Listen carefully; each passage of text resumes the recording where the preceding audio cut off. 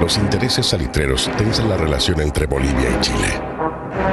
Se inicia la campaña bélica, la toma de Antofagasta, los primeros combates y la muerte del héroe boliviano Eduardo Avaroa. El Huáscar ataca las costas chilenas, el combate naval de Iquique, la muerte de Prat y el triunfo de Condel.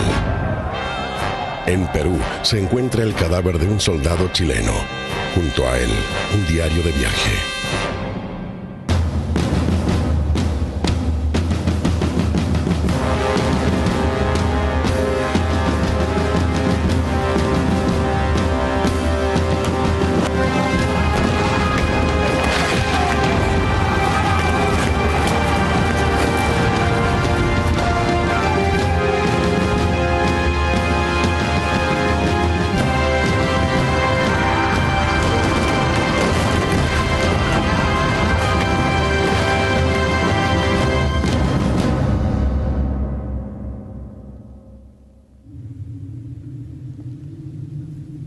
Para mí, la guerra empezó el 23 de marzo, cuando tomamos Calama. Ese día, perdimos a 11 compañeros. 2 de ellos se habían enrolado conmigo en Santiago.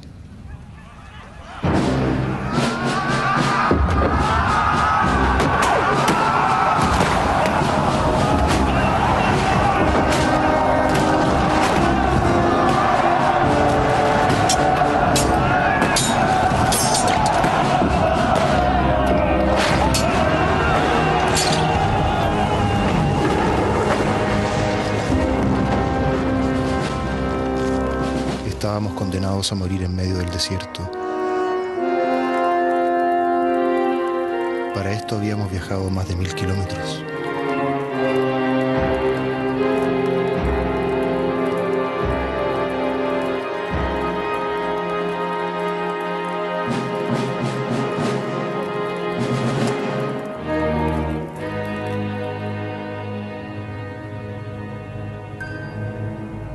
Ya pasó un mes desde el combate naval de Iquique.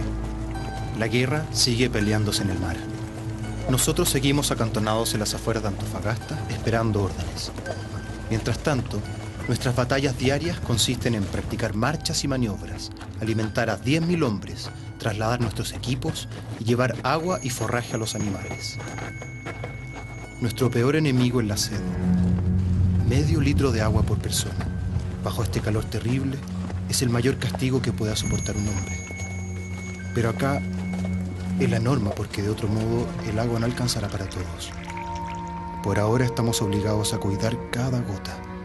También hemos pasado hambre. Nos falta carne y harina. A veces cocinamos un guiso con agua, pan duro, cebolla y ají. La tropa lo llama banqueta a lo pobre.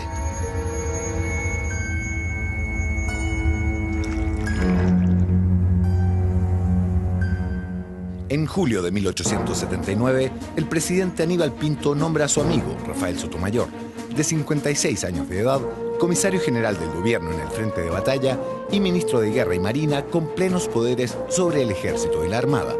Su misión es mejorar la conducción de las operaciones militares y abastecer a los 10.000 hombres que están en el desierto. Que fue un gran organizador, en el sentido de que trabajó sobre la base de mantener las líneas de pertrecho, de habituallamiento, que son muy importantes en toda guerra, sobre todo en tan largas distancias, porque estaba peleándose en un frente a 1.500 kilómetros de distancia.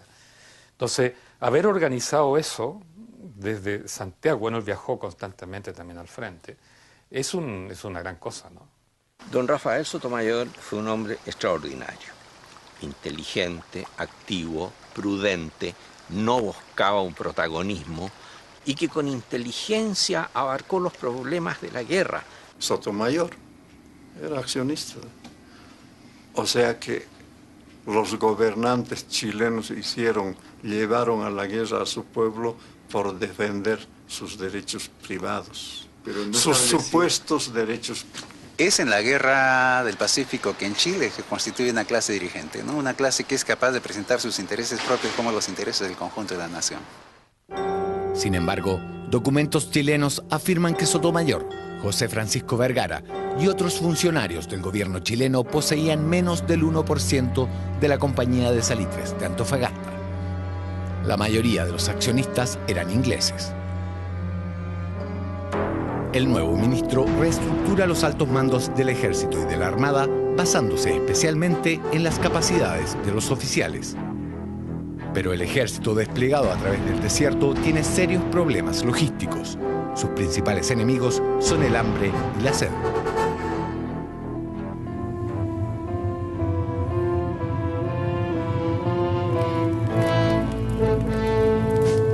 El ministro Sotomayor ha distribuido las fuerzas de nuestro ejército en Antofagasta, Calama, Cobija, Tocopilla y Toco.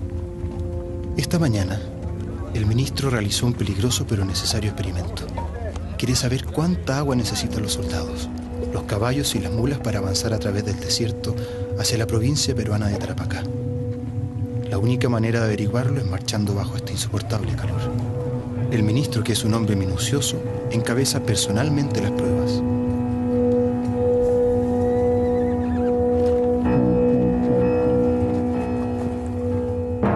¿Qué pasa mientras tanto con las tropas de Perú y Bolivia? ¿Cuál es la situación de estos ejércitos? Hay una diferencia grande, partiendo por el número de efectivos, es decir, de los tres ejércitos el más grande, considerando las reservas cívicas o los batallones cívicos que se movilizaron. Está el Perú, el ejército del Perú primero, luego está el nuestro y mucho más pequeño el de Bolivia. El ejército chileno era un ejército bien equipado, bien alimentado. Tenía raciones secas, uniformes, elementos que le proveó Inglaterra. Eran todos ingleses, por ejemplo, la firma Lever & Murphy, que estaba en Valparaíso, la Morrison, que estaba en Valparaíso, la Barfun Layo, que estaba en Valparaíso, y otras más, que fabricaban carros de ferrocarril, incluso locomotoras, etcétera, etcétera. Entonces, ellos apertrecharon el ejército desde atrás. Estaba más preparado militarmente, creo que estaba mejor armado, pero creo que también tenía las cosas más claras. Las tropas aliadas suman entre 12 y 13.000 hombres y están repartidas entre Iquique y Pisagua. Pero los militares profesionales son escasos en el lado boliviano. Los soldados son principalmente campesinos. A mis espaldas el Palacio Presidencial de la República de Bolivia. Los soldados que cuidan la entrada pertenecen al Regimiento de los Colorados. Este cuerpo formó parte de las fuerzas bolivianas durante la Guerra del Pacífico. De hecho, los uniformes que usan son casi iguales a los que usaban en aquella época. La única diferencia son las botas. Por tratarse de un ejército campesino en aquellos días, usaban hojotas.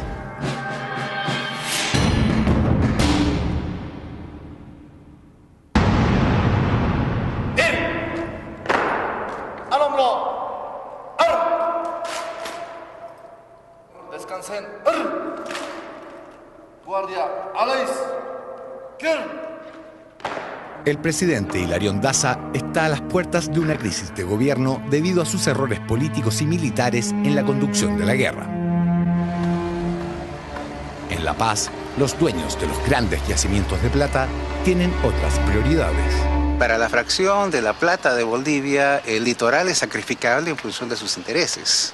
A lo largo de la guerra, y este es un dato a tomarse en cuenta, ininterrumpidamente Huanchaca distribuye utilidades entre sus socios bolivianos, chilenos y ingleses. Las tropas chilenas ya controlan toda la actual región de Antofagasta. Las tropas de Perú y Bolivia están concentradas más al norte, a lo largo de la actual región de Tarapacá. Pero la campaña terrestre se ha estancado porque el dominio del Pacífico no está definido. Como Bolivia no tiene armada, el peso de la guerra recae ahora sobre los hombros del contraalmirante peruano Miguel Grau y sus oficiales. En el mar, la guerra se sigue peleando con un resultado incierto. El Huáscar, comandado hábilmente por Grau, va y viene a través del litoral capturando buques chilenos y tropas en sorpresivos ataques. Grau, prácticamente solo, con su Huáscar, mantuvo a raya al poder naval chileno durante un periodo de más o menos 6 meses. Finalmente, las exitosas correrías del Huáscar le cuestan el puesto al comandante en jefe de la escuadra chilena, contraalmirante Juan Williams Rebolledo. El ministro Sotomayor pone al experimentado capitán Juan José Latorre, de 33 años, al mando de este acorazado, el Cochrane, el buque más poderoso y veloz de la escuadra. El Cochrane, de fabricación inglesa, está protegido por 9 pulgadas de blindaje.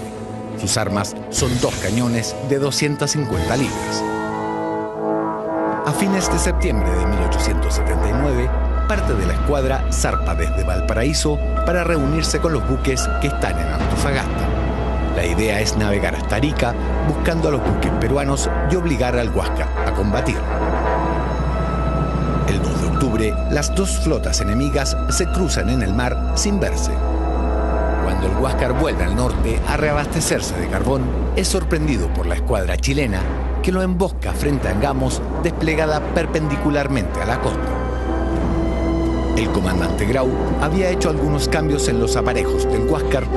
Así lo pudimos comprobar en la Escuela Naval de Lima al observar este cuadro, que evoca la visión peruana del rescate de los náufragos de Iquique la tarde del 21 de mayo de 1879. Se aprecia que el monitor tiene 2 palos acá, el trinquete y el mayor. En el combate de Angamos vemos que tiene solamente un palo, que es el mayor. ¿Sabe por qué? Porque el almirante Grau comenta e informa que en Iquique ha tenido problemas con el trinquete respecto al movimiento de los cañones. La batería de cañones. Así es. El combate de Angamos es prácticamente un enfrentamiento, ¿no?, del Huáscar en primera instancia con el Cochrane, ¿no?, el almirante Grau con el comandante Latorre.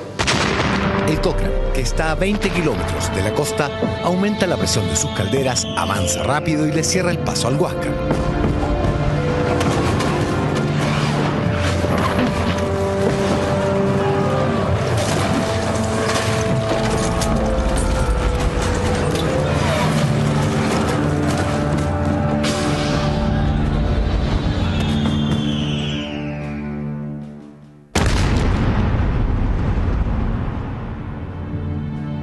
La torre de mando del Huáscar estalla pulverizada por un disparo.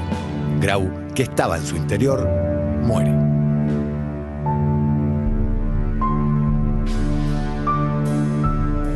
Una potente bomba está justamente junto con la torre Ronzable, explotó muy fuertemente y tanto fue el poderío de esa bomba que atravesó esta parte de Fierro, donde estaba Miguel Grau, dirigiendo pues a la embarcación, al Huáscar, ¿no es cierto? Explota y Grau desaparece con esa explosión. Finalmente, la tripulación se rinde. Los marinos chilenos abordan el buque y cierran las válvulas que habían abierto los ingenieros ingleses, evitando así su hundimiento. Tras una gira triunfal por varios puertos chilenos, el Huáscar, ahora con bandera chilena, llega a Valparaíso en medio del fervor popular. Se ha consolidado el dominio chileno en el Pacífico Sur. Valparaíso se impone sobre el Callao. En el Pacífico Sur hay 2 centros de progreso, Callao y Valparaíso. Que para que uno emerja, el otro tiene que perecer, y esa es la razón por la que llegaron hasta Lima. Eso explica por qué los oligarcas chilenos, entre ellos Diego Portales, ¿no?, que tanto lo exaltan, tenían una concepción geopolítica de la consolidación de Chile sobre la base de controlar el mercado virreinal peruano.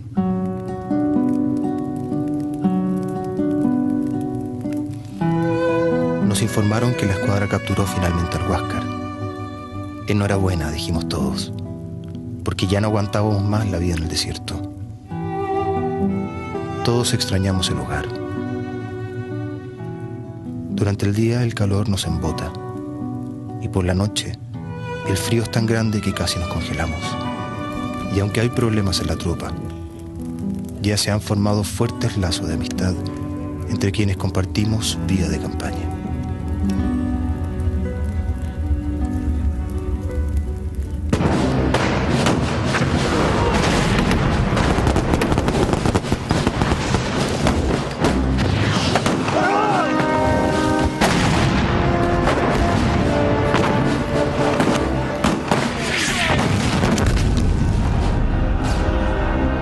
llevamos casi 7 meses sin combatir.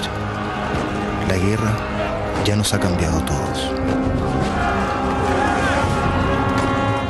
Lograremos salir con vida de este desierto. Los restos de Miguel Grau fueron repatriados a Lima en 1890. Fue una manera de devolver el gesto hidalgo del almirante peruano, quien permitió que Arturo Prat fuese sepultado en Iquique. Hoy, los restos de Miguel Grau reposan en este mausoleo ubicado en Lima. ¿Quién es Miguel Grau para el pueblo peruano?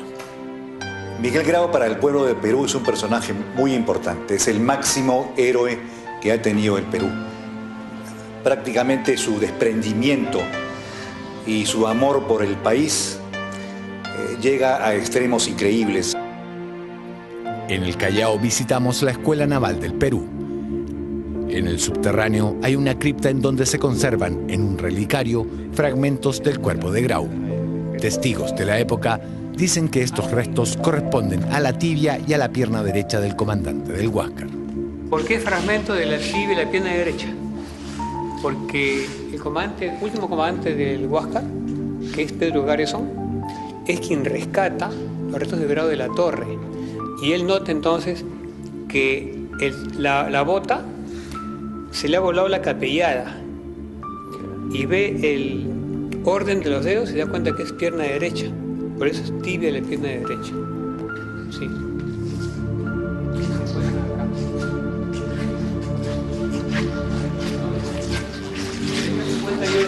El presidente Ibáñez del Campo recibe una comisión peruana y llega este fragmento, ¿no?, de la tibia del almirante Grau.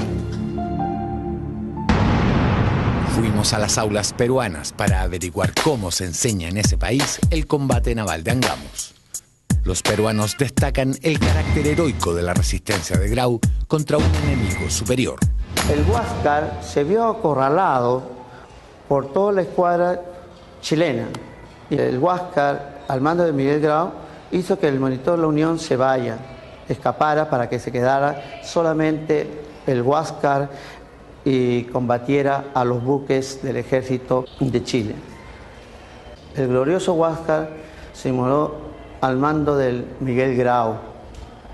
Es nuestro mayor valor, digamos, de patriotismo y heroísmo, que dio su vida, ¿no?, por la patria.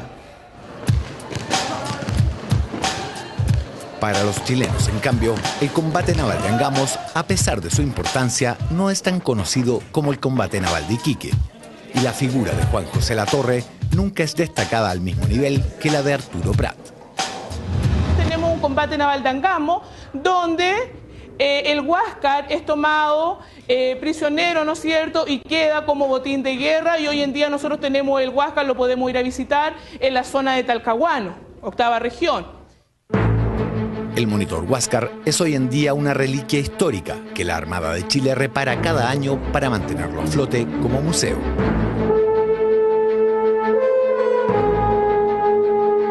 En épocas electorales suele resurgir en Perú el debate sobre la eventual recuperación del Huáscar. Lo que pasa es que los políticos pues tienen su tema, ¿no? Tanto chilenos como peruanos tienen su tema, sobre todo en determinadas coyunturas. Siendo el Huáscar un trofeo de guerra por lo demás, hay reglas. Yo soy agregado naval en Chile y sé también cómo se conserva el Huáscar. Como trofeo de guerra es absurdo a esta altura que las guerras entre naciones... Yo creo que no tiene sentido guardarse hasta el Huáscar, no tiene sentido guardarlo ahí. Es un buque que está en la lista naval. Y esto es universalmente reconocido. O sea, cuando un buque está en la lista naval, significa que está representando al gobierno de Chile y es parte de su territorio que se va desplazando. Yo creo que el Huáscar, como dijo también el señor, no debiera existir. Creo que el Huáscar no debería existir. Si un país lo perdió y el otro lo ganó, debe quedar donde está el ganador. Si le devolvemos eso, ellos no nos pueden devolver la esmeralda. Yo creo que así como Grau devolvió todas las pertenencias de Arturo Prat a su esposa, debiera Chile a lo mejor devolver el Huáscar al pueblo peruano. Le preguntamos a ciudadanos peruanos si creen que Chile debe devolver el Huáscar al Perú. Pienso yo de que de entregarnos el Huáscar deberían dárnoslo, que para nosotros es un símbolo de heroísmo de Miguel Grau. Yo creo que podría devolvernos para nosotros también estar contentos. Devolverlo sería imposible, porque es como una reliquia que se ganó en la guerra. Yo creo que todo país debería devolver, aunque sea las pequeñas cosas, para poder hermanar las relaciones entre cada país. Es algo que personalmente me incomoda, ¿no? Es decir, creo que si Chile quiere devolver el Huáscar por su propia iniciativa en buena hora, pero te soy franco, esto me molesta ese tipo de lloriqueo por la restitución de trofeos de guerra, ¿no? Si uno los desea tanto, bueno, prepárese militarmente para recuperarlos.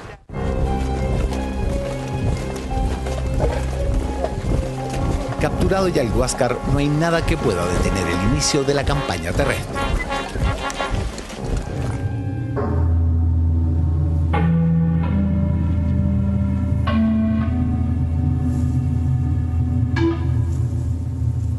El trabajo del ministro de Guerra ya dio sus primeros frutos.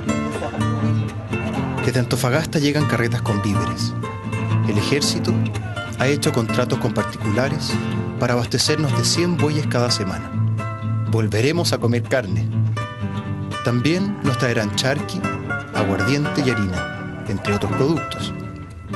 Después de hacernos marchar varias veces a través del desierto, ahora sabe que cada soldado necesita a lo menos 4 litros de agua para no morir bajo el sol, y que las bestias requieren a lo menos 15 litros.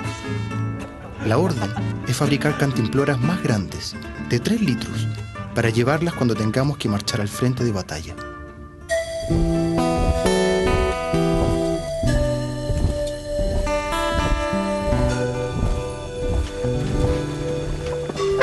Para la expedición al Perú, el ministro Sotomayor y su alto mando han calculado que por 5 días de agua para 10.000 hombres necesitamos 100 metros cúbicos de agua. Eso suma 100 carretas más.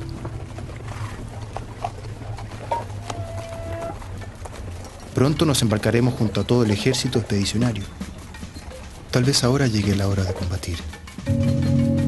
No lo sabemos. Estamos esperando. Estamos preparados.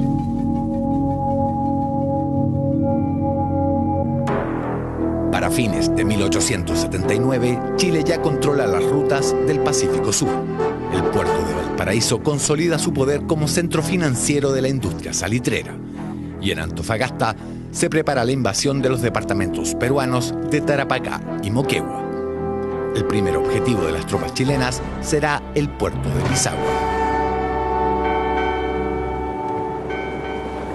Este es el puerto de Pisagua, que durante la Guerra del Pacífico era considerado un bastión inexpugnable por todos los observadores militares internacionales. Pero el delegado presidencial Rafael Sotomayor encontró la solución: un desembarco anfibio con un bombardeo a cargo de buques de la Escuadra Nacional que durante la noche se ubicaron frente a esta costa. Los buques chilenos llegan a la bahía y bombardean los fuertes de la Alianza mientras una flotilla de botes desembarca a las tropas.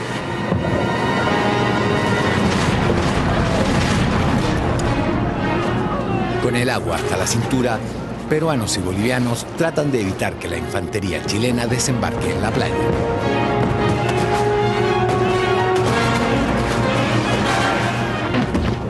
Los chilenos se imponen, toman la playa y trepan a los cerros, hasta que el puerto arde en llamas.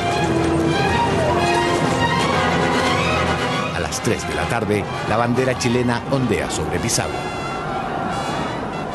Fue el primer desembarco anfibio en la historia de América y anticipó las grandes operaciones bélicas como las que el mundo vería durante la Segunda Guerra Mundial con el ataque aliado en las costas de Normandía. Hoy, la Armada recrea para nosotros este operativo con las mismas estrategias, pero con armamento moderno.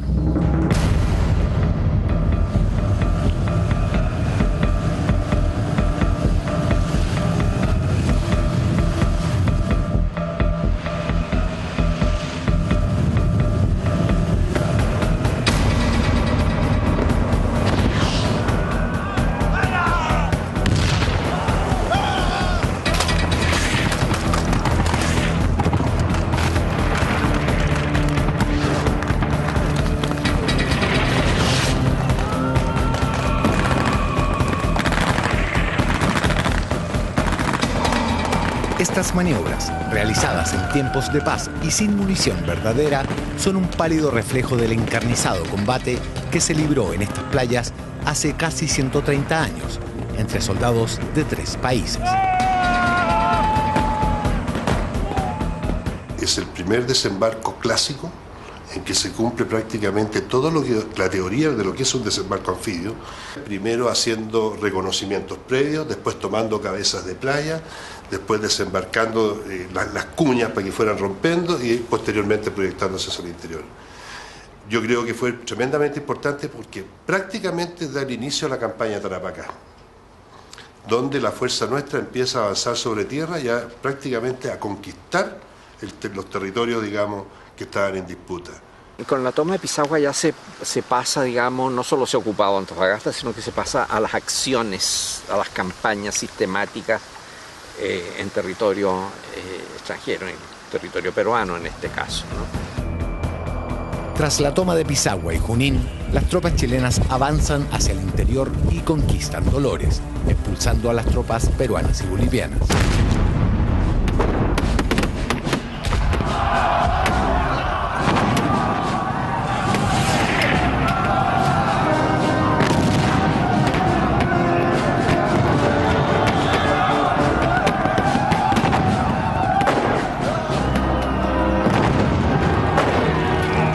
Después de la batalla de Tarapacá, ambos bandos empiezan a rematar a los heridos.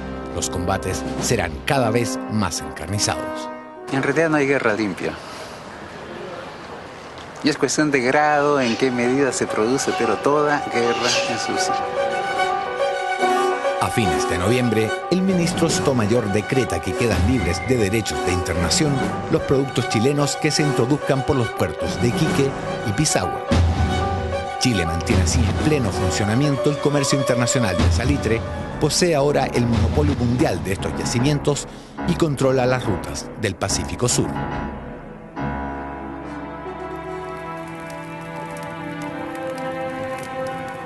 Empieza un nuevo año. Estamos en enero de 1880. El ministro Sotomayor llegó hoy a Pisagua y estableció aquí su centro de operaciones. He visitado a algunos amigos heridos. Los que tienen heridas de guerra son los menos. Ahora que nos hemos acantonado en Tarapacá, nos atacan catarros bronquiales, disentería, reumatismo y enfermedades venéreas. Los oficiales nos piden verificar bien cada licencia para evitar engaños. La disciplina es cada vez más estricta. El castigo para los desertores es la pena de muerte.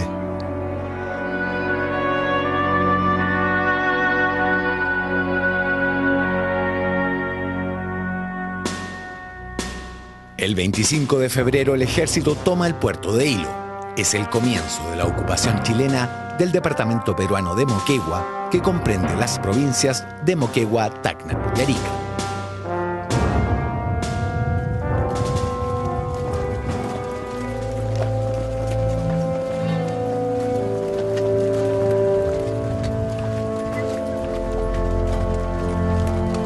He visto a algunos de mis compañeros morir de sed, tirados en el desierto, porque no encontrábamos a tiempo un pozo, o porque al llegar al siguiente poblado, los trenes tenían vacíos sus depósitos de agua. En Hilo pasamos 3 días sin agua. En un día, 10 soldados murieron de sed.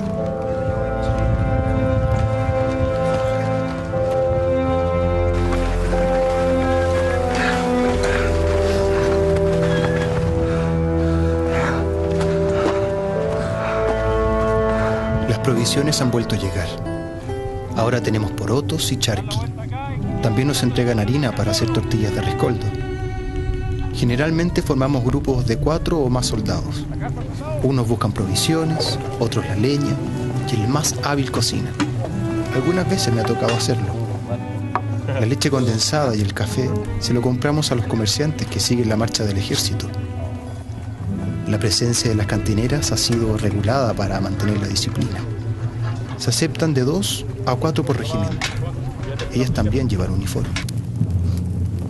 Tacna y Arica son ahora nuestros próximos objetivos.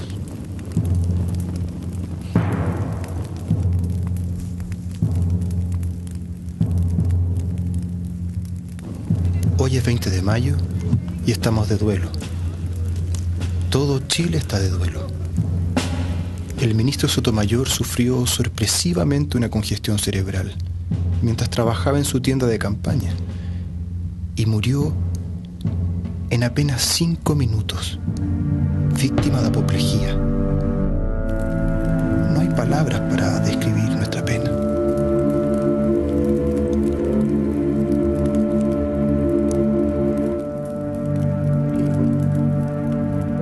Fue devastador y era poco antes que se librase la batalla de Tacna, mes de mayo. Entonces su efecto fue sumamente grande. El ministro Sotomayor ahí un 7, ya se lo dicen hoy día, ¿no?, algunos gobiernos. Yo creo que es una obra política de alto nivel la que hizo Sotomayor. En Perú, el presidente Mariano Prado renuncia, parte a Europa y lo reemplaza Nicolás de Piérola. En Bolivia, el dictador Hilarión Daza es depuesto. Más tarde, morirá asesinado. El desprecio por la gestión de Hilarión Daza perdura hasta hoy en Bolivia, tal como lo demuestra esta imagen expuesta en el Museo del Litoral de La Paz, donde alrededor del retrato del dictador aparecen, como maltratados símbolos patrios, una mujer encadenada y un soldado de los Colorados que, abatido, sostiene entre sus manos una castigada bandera de guerra. Yo ataco mucho a los gobernantes y a los políticos de esa época, que no han sabido defender los derechos de Bolivia. Yo los critico y los llamo de traidores, porque ha intervenido mucha traición en esa época, y aún ahora también. Las tropas de Perú y Bolivia se instalan en los alrededores de Tacna, en el llamado Campo de la Alianza. Suman 12.000 hombres.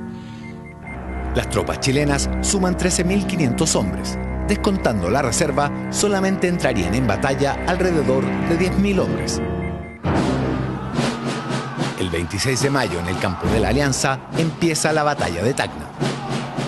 El resultado favorece a Chile, que ocupa Tacna, y Bolivia se retira definitivamente de la guerra.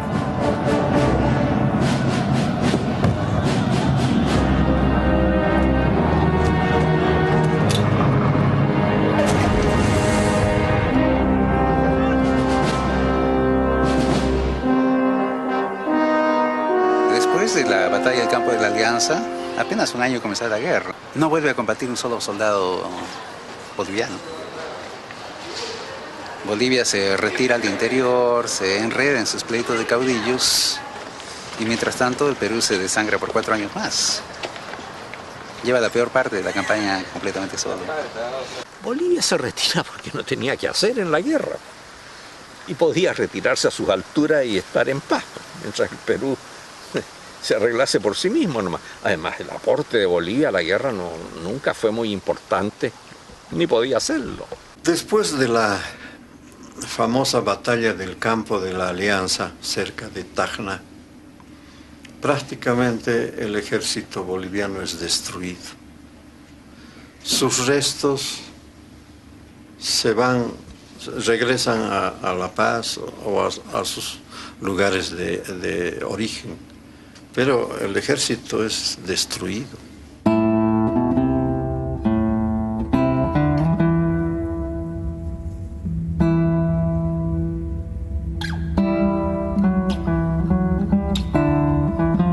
En la ciudad de La Paz, en Bolivia, encontramos estas tumbas que guardan los restos de veteranos que pelearon en la Guerra del Pacífico. Muchos de ellos murieron sin haber conocido el desenlace del conflicto.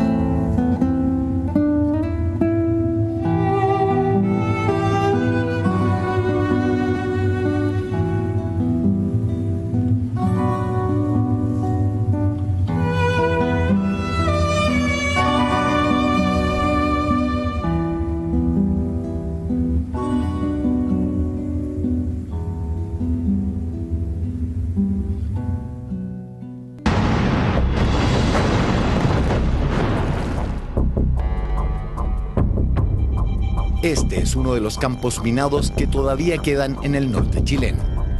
Pese a que la guerra terminó en 1884, Chile y Perú mantienen, hasta el día de hoy, diferencias de opinión sobre la delimitación de sus fronteras marítimas en el Pacífico. También montan una permanente vigilancia terrestre a ambos lados de la llamada Línea de la Concordia. Tanto en el límite con Perú como en las fronteras con Bolivia y Argentina hay más de 100 campos minados que en el lado chileno durante los últimos años le han costado la vida a 144 personas. En 1880, las minas automáticas son parte del armamento de última generación que Perú continúa incorporando a la guerra. Chile también compra nuevas armas. Los cañones Krupp que trae el ejército chileno para la campaña de Lima son del año, son de 1879 a 1880 y la artillería Krupp se va a mantener hasta la Segunda Guerra Mundial. El minado de terrenos como se hace en Arica se utiliza por primera vez. Es sorprendentemente moderno en una serie de cosas de esta campaña. Avanzando a través del desierto, las tropas chilenas están escasas de víveres. Necesitan recuperar el contacto con el mar y con los buques de la escuadra. Y el puerto más cercano es Arica. Después de arduas y agotadoras marchas, finalmente llegamos a las afueras de Arica. Mientras marchábamos hacia el puerto, fuimos atacados por un nuevo tipo de arma.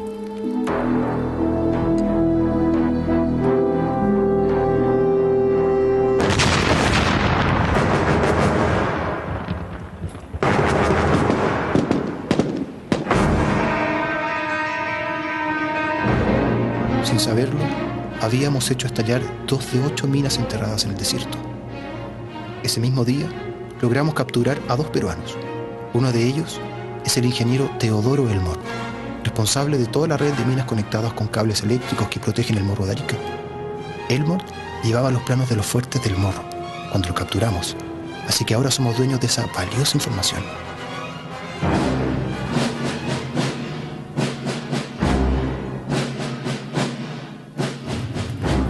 El asedio sobre Arica continúa. La ciudad es bombardeada 2 veces para forzar la rendición del enemigo. El coronel Lagos envía al ingeniero Elmort a parlamentar con el jefe de la plaza, el veterano coronel Francisco Bolognesi. El jefe peruano, con un valor digno de admiración, responde: resistiremos hasta quemar el último cartucho. El coronel Bolognesi desconoce la derrota de campo de la Alianza, porque nosotros hemos cortado el telégrafo entre Arica y Tacna. Señores, la situación es la siguiente. El general en jefe, Manuel Baquedano, ha ordenado la toma de Arica. Nuestro alto mando está planificando la batalla. El coronel Lagos ya tiene un plan. Y a esta hora se lo está explicando a los comandantes de los 3 regimientos que participarán en la batalla. Los planos que tenemos nos indican que hay 3 fuertes en la parte alta: el Ciudadela, el Este y el Morro. En la parte baja hay 3 fuertes más. Cada punto es considerado una trinchera inexpugnable. En total, las defensas enemigas suman alrededor de 2.000 hombres, entre soldados y marinos. Nuestra fuerza de ataque dispone de 4.000 infantes, y todos queremos ir en la vanguardia. El coronel Pedro Lagos lanza una moneda al aire para definir quién inicia el ataque. Cara para el regimiento 3º de línea, cruz para el 4º de línea.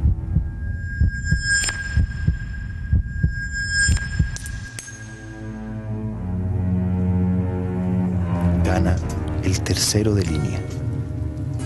A pesar del riesgo, nadie quiere quedarse en la retaguardia. Los obreros y campesinos que me acompañan son los más entusiastas.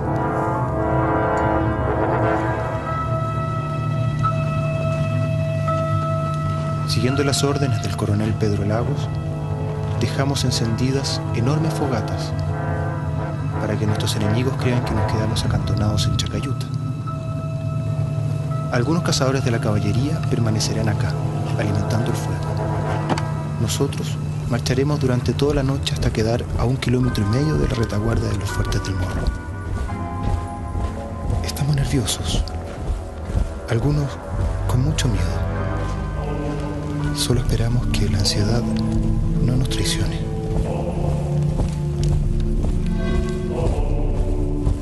Dando un largo rodeo desde Chacayuta, las tropas chilenas avanzan a través de las lomas de Condorillo y Buenavista.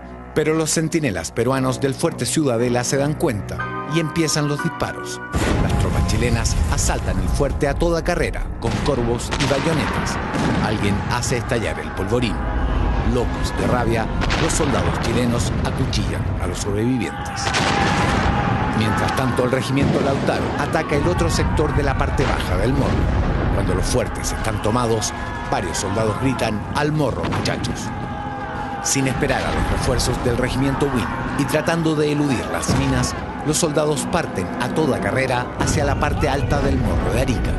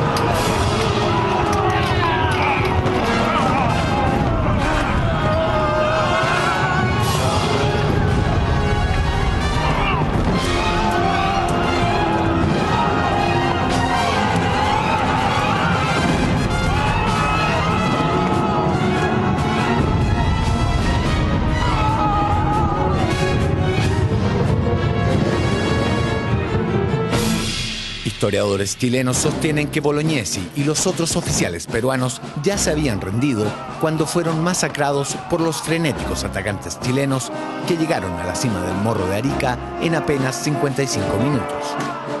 Las versiones peruanas dicen que los oficiales peruanos murieron combatiendo sin haberse rendido.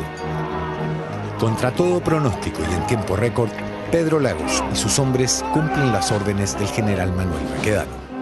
Manuel Baquedano tiene una línea estratégica muy simple, que es marchar al frente y destruir. El menos estratega de todos los generales que ha tenido el mundo, yo creo, porque el hombre dice, bayoneta calada, cabeza gacha, ataque. ¿No? Y eso se ganó porque el roto era, sobre todo el de los regimientos del norte salitrero, eran terribles en ese sentido. Había que ir disparando con la bayoneta encima y protegidos por la artillería, apoyados por la caballería, de frente. Entonces, eso es muy pobre como táctica militar. Pero ganó la guerra, ¿no? Entonces eso es lo que importa. Las tropas peruanas pierden el 30% de sus efectivos. Chile, el 10% de los atacantes. A los oficiales chilenos les resulta imposible evitar que los enardecidos soldados fusilen prisioneros a los pies de la iglesia de Arica. Luego, la ciudad es saqueada. Esta es la tumba en Lima del coronel Francisco Bolognesi, uno de los máximos héroes peruanos. Sus restos descansan aquí tras haber sido repatriados desde Chile. Hoy, desde la cumbre del Morro, es posible contemplar la ciudad de Arica. Más de 180.000 personas viven aquí y la apodan orgullosamente la ciudad de la eterna primavera. Actualmente, Tarapacá comprende 59.000 kilómetros cuadrados y tiene casi 500.000 de habitantes. Administrativamente, ha sido dividida en dos regiones: Tarapacá, con capital Iquique, y la nueva región de Arica y Parinacota, cuya capital es Arica. El puerto peruano de El Callao estaba bloqueado por la escuadra chilena desde abril de 1880. Entre los buques que sostienen el bloqueo está el Huáscar, comandado por Carlos Conde. Pero los peruanos resisten, atacando con torpedos los buques chilenos. El Callao es bombardeado. El 13 de septiembre, otro torpedo echa a pique frente a Chancay a un barco muy querido por los chilenos, la Covadonga. mueren cerca de 90 tripulantes, encabezados por su capitán Pablo de Ferrari.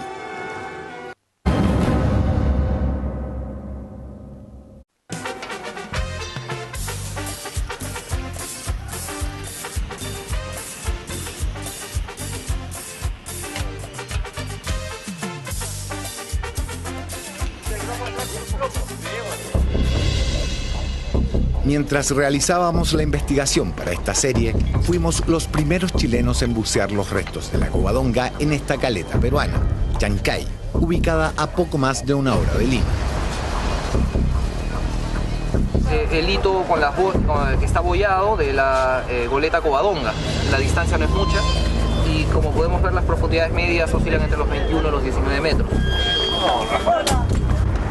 Páseme la botella.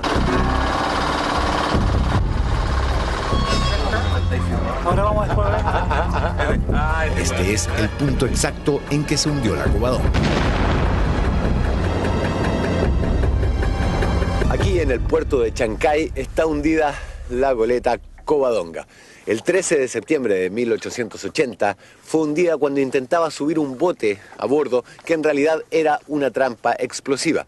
Ahora que las autoridades peruanas han autorizado a un grupo de buzos chilenos, podemos registrar por primera vez cuál es el estado en que se encuentra.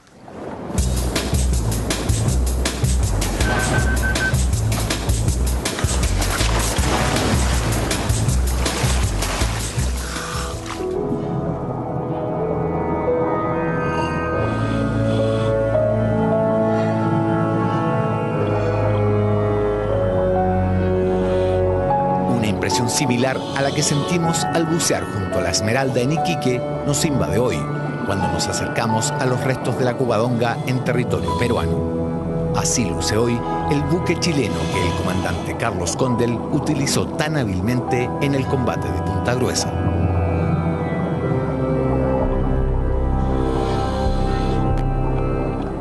En 1880, el jefe político de Iquique, capitán de navío Patricio Lynch, empieza a aplicar tácticas tipo comando, con incursiones de pequeños grupos en territorio enemigo en los valles azucareros y algodoneros del Perú.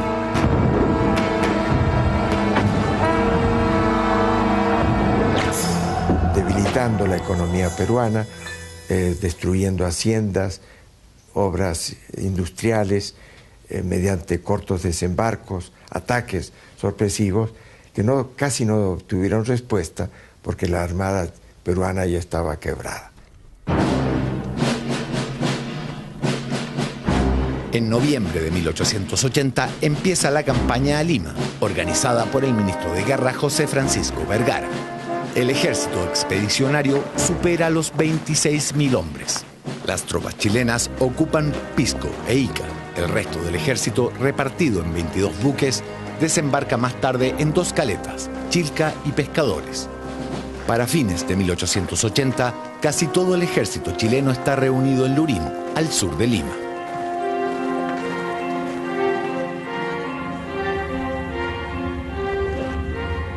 Por la mañana se dijo misa en nuestro campamento. Durante la misa, la banda del regimiento tocó la Traviata, la última música que oiremos en esta plaza.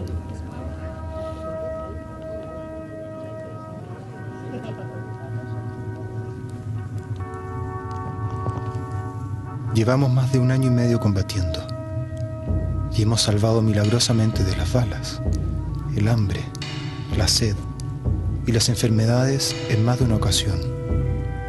Sin embargo, sabemos que la muerte sigue siempre alrededor nuestro.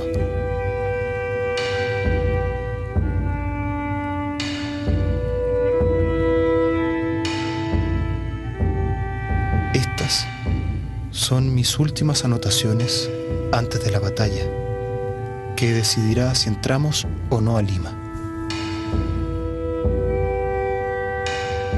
Nos iremos marchando a través de los arenales, cantando el himno de Yungay, esperando que la fortuna nos acompañe.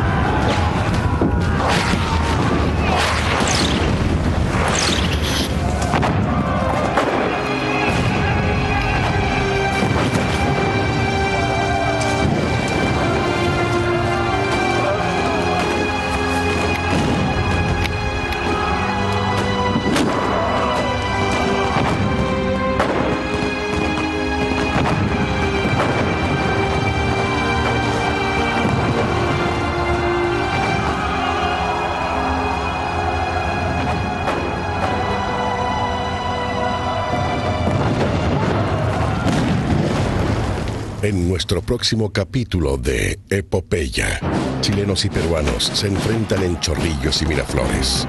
Chile ocupa Lima, la capital peruana. La violencia de la guerra y las cuestionadas acciones de las tropas chilenas.